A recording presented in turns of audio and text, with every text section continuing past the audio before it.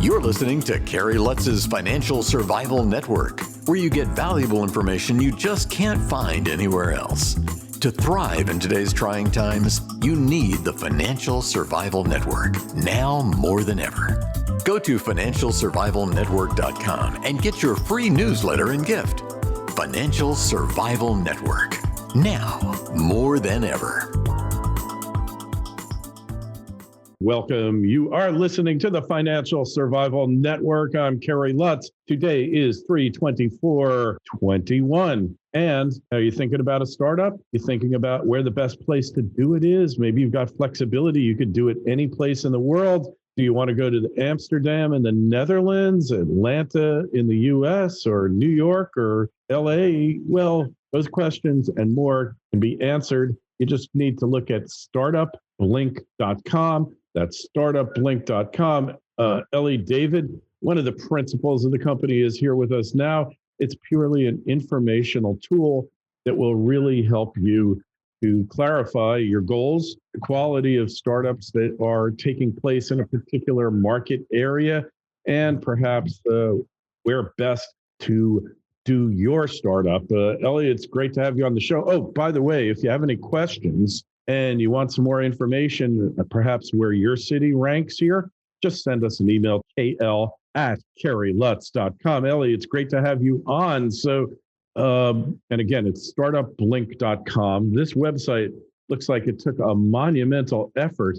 You've got, I think you've got 1,000 cities listed there. The least good one on the list seems to be in Venezuela. I don't quite understand that. I thought that Venezuela was a hot seat of socialism and everybody's happy getting along. You'd think startups would be plentiful there, wouldn't you? Thank you, Kerry, first of all, for inviting me and pronouncing my name correctly. That's very, very rare. So Eli here.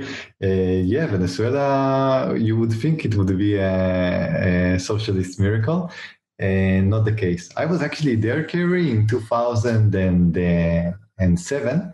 And back in the Chavez days, and it was a miracle. But it was a miracle when oil was at $160, and it was outstanding. I have to tell you, really, people were not working so much, and everyone was so happy.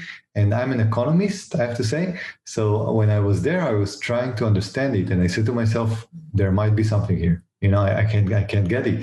So I do want to say that I had a period that I thought that they're onto something, and of course, unfortunately, it's not the case. They were on something. It was the wrong thing. Yeah. And this is what socialism always happens.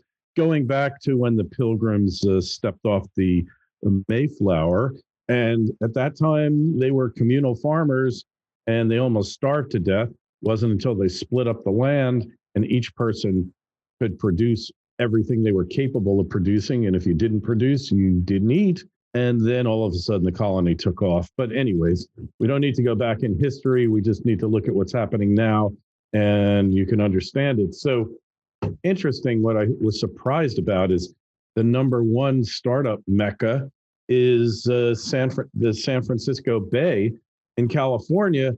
Obviously, they're a lot better at starting up companies than they are at getting people to use the facilities, aren't they? Yeah, San Francisco is, there is a lot of doom and gloom about the future of San Francisco and so on, that San Francisco is going to be anywhere and so on. Honestly, they created such a giant gap that it doesn't really matter. I'm not from the US, I'm from Israel, so I don't really know what's going on there, but I will tell you that when you have such a big unfair advantage, not unfair, actually fair. They were the first to innovate. We have to give them a lot of credit.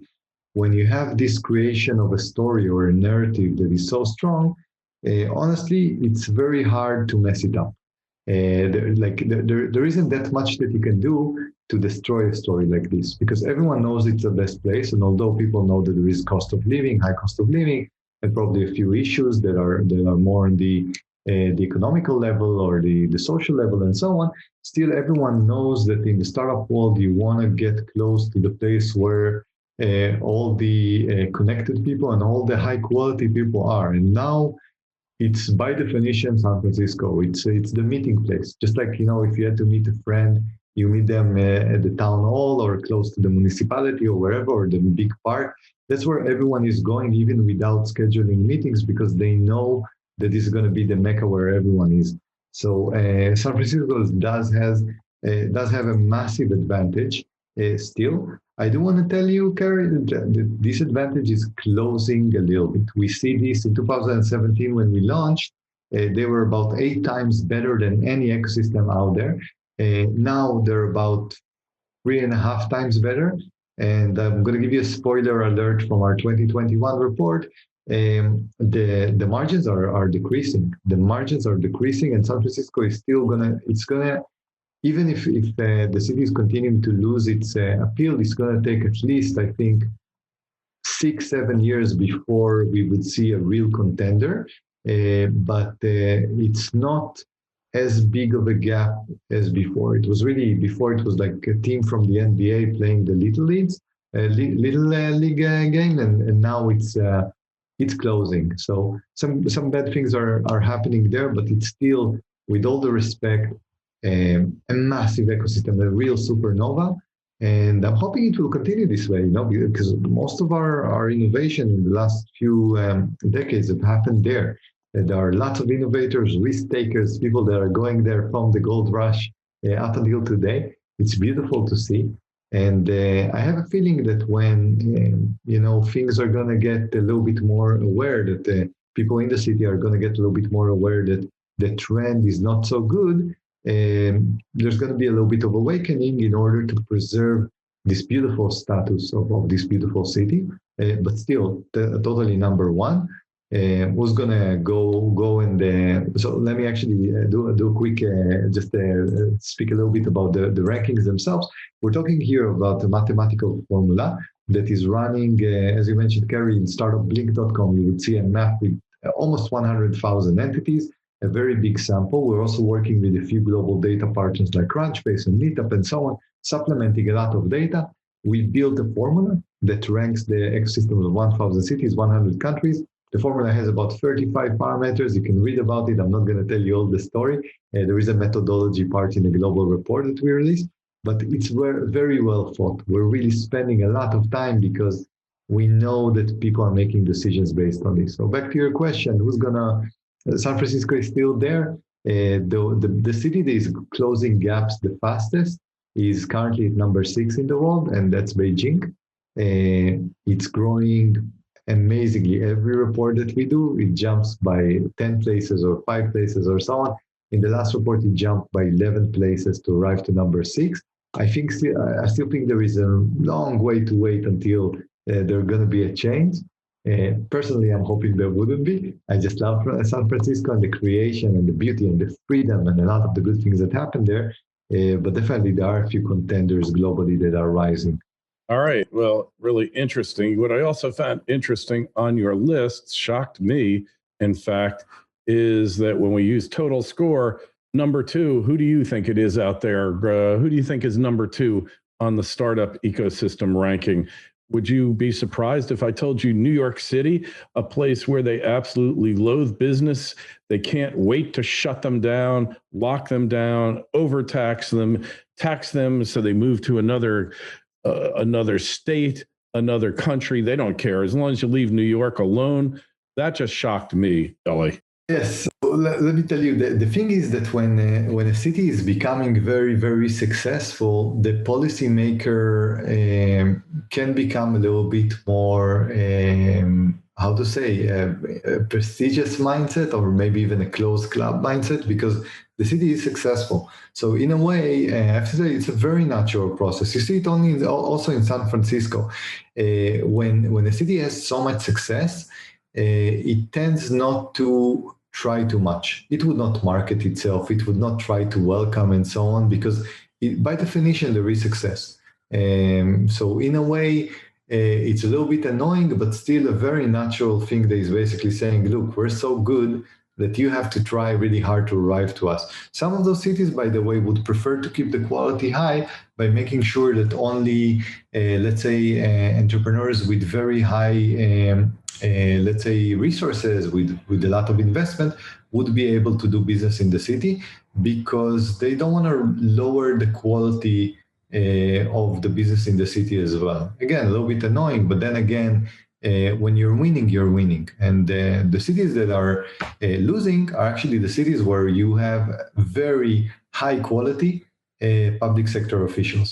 Because if you're let's say one of our partners in the United States is the Economic Development Corporation of Wisconsin.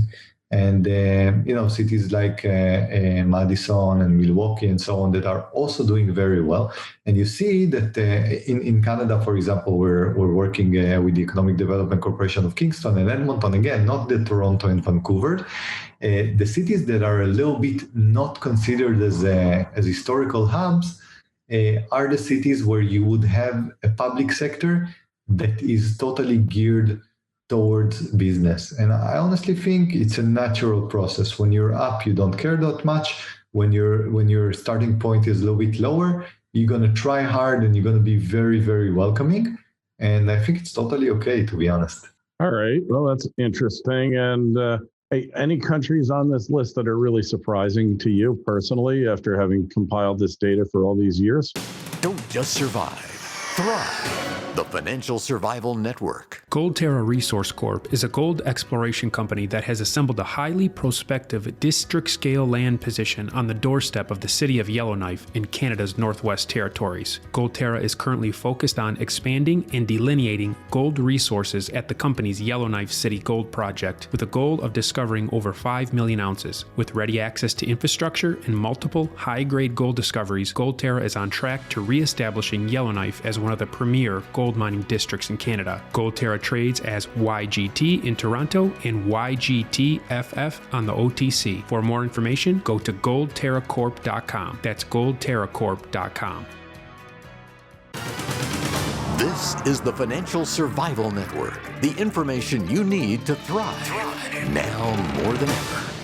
Yes, so actually when you go to StartupBlink.com, below the map, you would see the ranking tables. And over there is also a button to switch to the countries. So we're doing both the countries and the cities. If you're switching to the countries over there, you're going to see, once again, the United States well ahead of everyone else. You would see also the gaps in the total score. Below that, United Kingdom. Something interesting that happened with United Kingdom, there was a little bit of doom and gloom with Brexit back in 2017, if I'm not mistaken.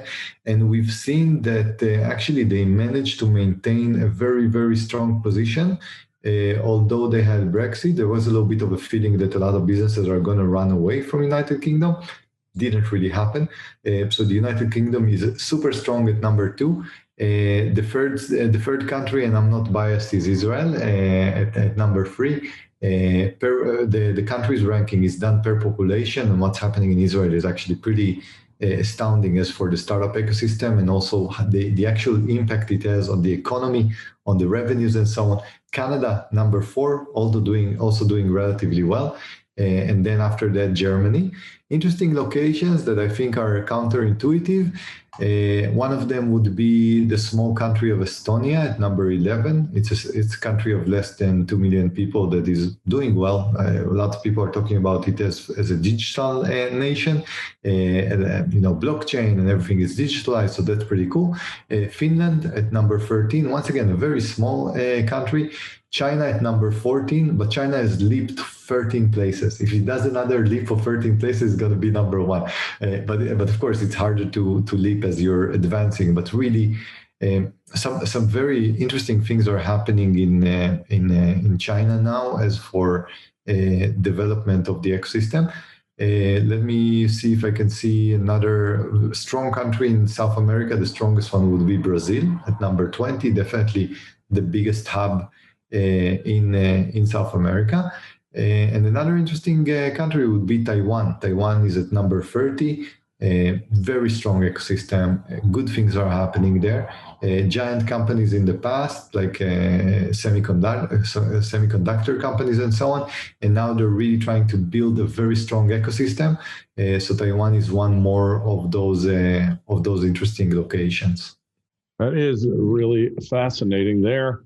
If you were going to start a business today, is there any particular place you would go to? Yeah, it really depends on what are your ambitions. Because if you're trying to conquer the world, then with all the, let's say, unwelcoming, if it exists, I haven't been in San Francisco, I just hear story, but with everything that exists and so on, if you're really trying to conquer the world, you have only one place to go to, which is San Francisco. I'm talking about if you have aspirations to build a Google or a Facebook, the next Google or a Facebook, you should probably go to San Francisco.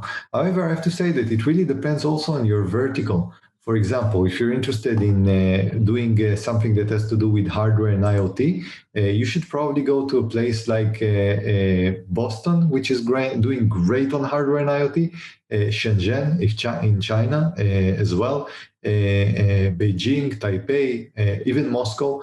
There are some locations that are doing really, really good on specific vertical. If you're trying to build a fintech startup, New York and London are going to be your first pick, because each city is trying to excel specifically in a specific vertical. Anyone other than San Francisco. San Francisco is just good at everything. Doesn't matter what it is, San Francisco is probably going to be first. But specifically for verticals, yeah, you have to check what are the best verticals in each city. I think it's worthwhile to spend a lot of time on the decision of where should you build your company. Most of us, Kerry, are kind of like building our company where we're born. It makes a lot of sense. That's where our friends are, and that's where our family is, and so on and so on. But I don't think most of us understand the alternative cost of starting a company in a place that is underperforming. And the thing is that this alternative cost, the beauty, or actually the tragedy, is that you will never see it. Because let's say if you're staying in a relatively small town and it doesn't have a lot of a startup activity and so on, you would feel comfortable and the cost of living is good and you wouldn't really feel a pain. The pain is the opportunities that you're missing, the things that did not happen and you don't even know about. That if you would be in a place like London or New York or Boston and so on, those things would happen. So I'm always telling people, even though you don't think you're hurting because you're in a low-cost place and everything is great and you're enjoying life and so on, your startup is greatly suffering from those missed opportunities that actually only happen in the really established hubs. By the way, those hubs don't have to be necessarily very, very big cities. There are some examples, for example, Boulder, Colorado, which is doing very well with a relatively small population. Other example would be Austin, Texas, which was not considered to be a startup ecosystem, but is now really thriving, and it's great to see. There is an exodus, by the way, from San Francisco to Austin. So it really depends on your goals and ambitions. Absolutely. And hey, two things. Austin. So now we have Tesla Motors taking a huge stake in Texas. They're going to supposedly build their Tesla Semi, 18-wheeler truck there. They're moving operations there, building a Terafactory, batteries, all this stuff. What happens when a huge company like that, or an Amazon, basically Seattle's 11 on the list. Amazon kind of been the epicenter of Seattle for many years, and Microsoft, and that led to their elevated standing. When you see a Tesla move to Austin, what do you think that means for the city as a tech leader into the future? Yeah, it's a great question. I think, honestly, I would say I don't know, because your intuition would tell you that this is a very positive thing that happens. What we've seen with startup ecosystems is that actually when the big companies are moving and creating a lot of jobs in a specific location, potential entrepreneurs that would have started their own business would now go and secure a 9-to-5 in a corporate for very highly paid salaries. So I'm not saying it's necessarily bad. It might be extremely good, but I can't tell you that the impact is 100% positive. There are some downsides here as well, because by securing these 9-to-5s and really high salaries, people are taking less risks. But then again, it really depends on where you are. For example, in Israel, we have all the Google and Intels and so on. Most people are staying there for 2 years, 3 years, 4 years, and then leaving and building their startup, because In Israel, it's a little bit a sign of shame of working for a corporate and not trying to do your own thing. So it's very cultural. If you go to places like, I don't know, Spain, Greece, Portugal, and so on, and you would get a job in Google, let's say, and you would try to tell your family that you're going to leave Google to build a startup, what would be very, very welcomed in Israel of what took you so long would be very frowned upon in other locations with a different mentality. And, each city in the USA also has its own mentality. Some of them are very hungry for risk. Some of them are very risk averse. So it's pretty interesting. The more that we're in the field of startup ecosystem research and also consulting, we work with a lot of governments and municipalities. I have to say that sometimes impacts that seem very, very clear on what they're going to do are going the other way. So honestly, over here, I don't have a really good answer. All right. Well, hey, that's interesting. One thing is that the culture at Tesla is not a 9-to-5 culture. They're very much innovators, disruptive technologies. Every business they're in, they're disrupting. So we'll just have to see what happens. Hey, it's really been great having you on, Eli, and really enlightening as well. The things you think you know aren't necessarily true. So you should take a look at StartupBlink. That's startupblink.com. And if you got a question for Eli or myself, you can email us, kl@kerrylutz.com. Don't forget to go over to Financial Survival Network, sign up for our newsletter. Eli, it's been a real pleasure. Thanks so much for coming on. Thank you, Kerry. Thanks for listening to Kerry Lutz's Financial Survival Network, your solution to today's trying times. For the latest, go to financialsurvivalnetwork.com. Financial Survival Network, now more than ever.